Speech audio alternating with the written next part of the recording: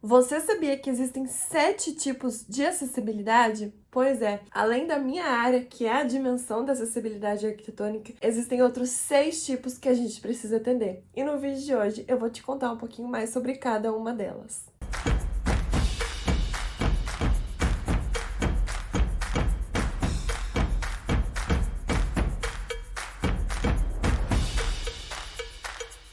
Oi, o meu nome é Carolina, eu sou arquiteta urbanista, trabalho com acessibilidade e desenho universal e no vídeo de hoje eu decidi contar um pouquinho mais sobre essas 7 dimensões da acessibilidade, né? Antes de ir para o conteúdo propriamente dito, eu vou fazer minha audiodescrição. Eu sou uma mulher alta, branca e gorda. Eu tenho um cabelo num tom de castanho escuro quase preto. Os meus olhos também são nessa cor. Eu tô usando uma blusa preta de manga curta, tem uns babados na manga. Tô usando alguns acessórios dourados, como colar, brinco, anel. O meu cabelo tá solto. O comprimento dele é um pouquinho pra baixo da altura dos ombros. Tô usando uma maquiagem bem leve. Atrás de mim tem um móvel e uma prateleira com alguns itens de escritório, vasinho de planta. Do meu lado direito tem uma porta de madeira, do meu lado esquerdo tem outra prateleira com vários livros e itens de decoração. Quando eu comecei a estudar sobre acessibilidade, ainda na época ali da graduação, eu nem sabia que existiam outros tipos de acessibilidade. Pra mim, a acessibilidade era o que tava ali na NBR 9050, só eu nem sabia das outras normas. Eu nunca tinha parado pra pensar que a acessibilidade que eu tava trabalhando era a acessibilidade arquitetônica. Pra mim, era acessibilidade e ponto.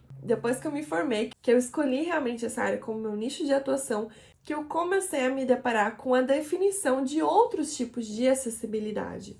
2 semanas atrás, eu tive uma aula da minha pós-graduação que é em Arquitetura Humanizada, Acessibilidade e Ambientes Sustentáveis. E durante essa aula foi apresentado a questão das 7 dimensões da acessibilidade. Além ali do conteúdo teórico, eu precisei fazer um trabalho sobre isso, aplicando essas 7 dimensões em um ambiente da minha escolha. E aí, conforme eu fui fazendo o trabalho, eu fui pensando como seria importante ter um vídeo falando sobre isso, porque é realmente uma coisa que a gente não para muito para pensar. E para aplicar, para exigir, a gente realmente precisa entender. Então, eu vou começar citando quais são esses 7 tipos de acessibilidade e depois eu vou explicar cada uma delas, tentando trazer ali alguns exemplos. O conceito de 7 dimensões da acessibilidade foi definido pelo Romeu Sasaki no livro que leva esse próprio conceito como título. Eu confesso que eu ainda não li esse livro, então tudo que eu vou apresentar aqui foi a partir dessa aula da pós-graduação que eu tive e também de alguns outros conteúdos que eu já li sobre o assunto. As 7 dimensões da acessibilidade são arquitetônica, instrumental, metodológica, comunicacional, programática, atitudinal e natural. O objetivo de categorizar a acessibilidade nesses 7 grupos, nessas 7 dimensões, é justamente para facilitar tanto a identificação de quais acessibilidades que estão sendo atendidas por esse local, por esse serviço, como também para desenvolver conteúdos, para desenvolver produtos, para atender a cada um desses tipos de acessibilidade. Então, vamos lá conhecer essas 7 dimensões?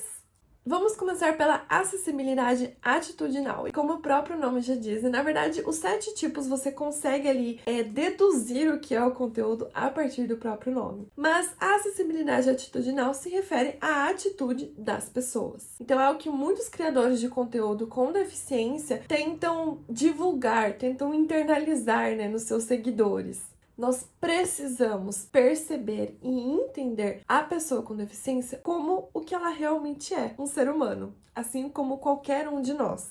E não cabe a nós julgar, não cabe a nós definir o que essa pessoa é capaz ou não de fazer. Nós também não podemos definir essa pessoa apenas com base na deficiência que ela tem. Cada ser humano é um mundo, uma infinidade de características, de traços de personalidade, de história que essa pessoa carrega. Essa dimensão da acessibilidade, a acessibilidade atitudinal, ela ocorre em diversas esferas da nossa vida, como, por exemplo, no atendimento ao público, na convivência com outras pessoas, na gestão de pessoas, prestação de serviços e por aí vai.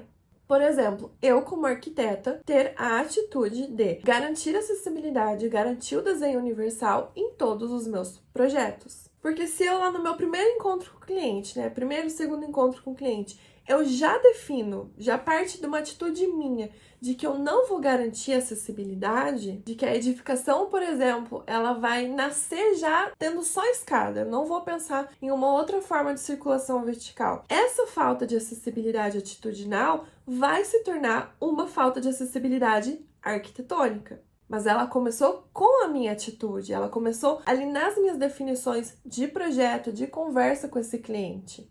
E aí aqui nesse assunto entraria também a questão do capacitismo, né? Que não é o objetivo, né? O foco do vídeo de hoje, mas que é o preconceito contra a pessoa com deficiência. É importante ressaltar que a dimensão da acessibilidade atitudinal, ela é feita por todos nós, em todas as esferas da nossa vida. Outras formas que são apresentadas como exemplos de acessibilidade atitudinal é a elaboração, né, a execução de programas de sensibilização, campanhas educacionais, vídeos informativos, representatividade. Então, se o filme é sobre uma pessoa com deficiência, que um ator com deficiência seja contratado para fazer esse personagem. Existem realmente diversas formas de colocar a acessibilidade atitudinal em prática, mas vale ressaltar que ela é feita por todos nós.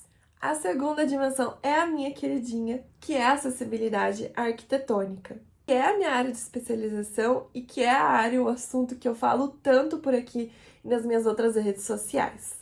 Ela trata a respeito da estrutura, né, do espaço físico dos ambientes em geral. Então, é o sanitário acessível, é a delimitação de uma circulação mais direta, piso antiderrapante, um mobiliário acessível e inclusivo, barras, rampas, cadeiras mais largas, por aí vai. Essa dimensão, ela não é feita apenas por profissionais da construção civil, apesar de que nós somos ali os principais responsáveis, mas ela também é feita pela gerência do espaço, pela equipe de manutenção. Então, por exemplo, um sanitário acessível. Se os funcionários, o gerente, a equipe de manutenção começa a usar esse sanitário acessível como depósito, né? Então guarda ali escada, guarda cadeirinha, guarda móvel, é uma falta de acessibilidade atitudinal, mas que está gerando uma falta de acessibilidade arquitetônica. Outro exemplo de colocar em prática acessibilidade arquitetônica é manter a manutenção da sua calçada em dia. Então deixá-la ali niveladinha, sem desníveis para a calçada do vizinho, com um piso antiderrapante. Então, praticar acessibilidade arquitetônica é realmente seguir as normas e estar atento às mudanças e atualizações das normas, das leis e, é claro, das demandas das pessoas com deficiência.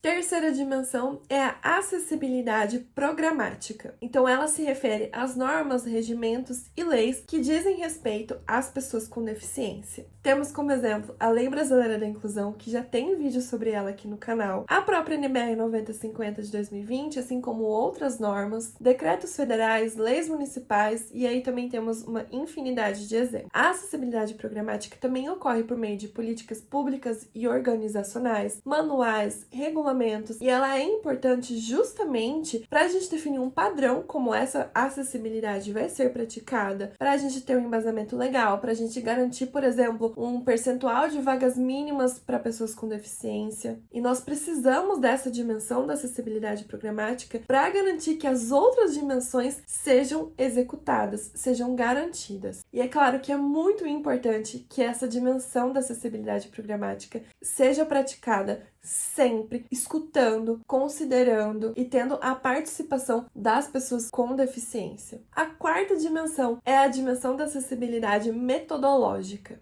ou também pode ser conhecida como acessibilidade pedagógica. Essa dimensão trata ali a respeito da execução de tarefas ou a instrução para a execução dessas tarefas, processos e avaliações. Ela é muito mais comum no âmbito pedagógico mesmo, apesar de que ela pode ocorrer em outras áreas. Então, por exemplo, o Enem, né, vestibular, concurso, enfim. Quando você faz a inscrição nesse processo seletivo, você geralmente, eu acredito que seja uma regra, você tem um espaço para informar se você tem uma deficiência ou não. E se você tem uma deficiência, qual que é o recurso que você precisa para conseguir executar esse processo. Seja um tempo mais de prova, ou a prova com letra ampliada, braille, intérprete de Libras, A quinta dimensão é a acessibilidade instrumental. Então, seria realmente garantir acessibilidade por meio de instrumentos. Por exemplo, uma pessoa com deficiência visual que tem acesso a softwares, né, a programas de leitura de tela. A questão da Laís, que foi muito divulgada agora nas Olimpíadas, ela utiliza um instrumento, que é o colibri, que é um óculos, que permite a ela, né, fazer de forma autônoma e confortável o uso de telas, então trabalhar, para estudar, para poder se divertir. Outros exemplos de instrumento, então a própria cadeira de rodas, né, cadeira de rodas motorizada, a bengala, pranchas de comunicação alternativa. E aqui eu já conecto com a importância da acessibilidade programática, que é garantir que as pessoas com deficiência tenham acesso a esses recursos, principalmente se elas não tiverem condições financeiras de arcar com eles. A sexta dimensão é a acessibilidade comunicacional e, como o próprio nome já diz respeito à comunicação. Então, essa dimensão realmente busca garantir a comunicação interpessoal, seja por meio de intérprete de Libras ou da audiodescrição de filmes, de imagens, legenda em filme dublado, sinalização em alto relevo, sinalização em braille. Também temos vários exemplos, mas sempre buscando garantir essa comunicação.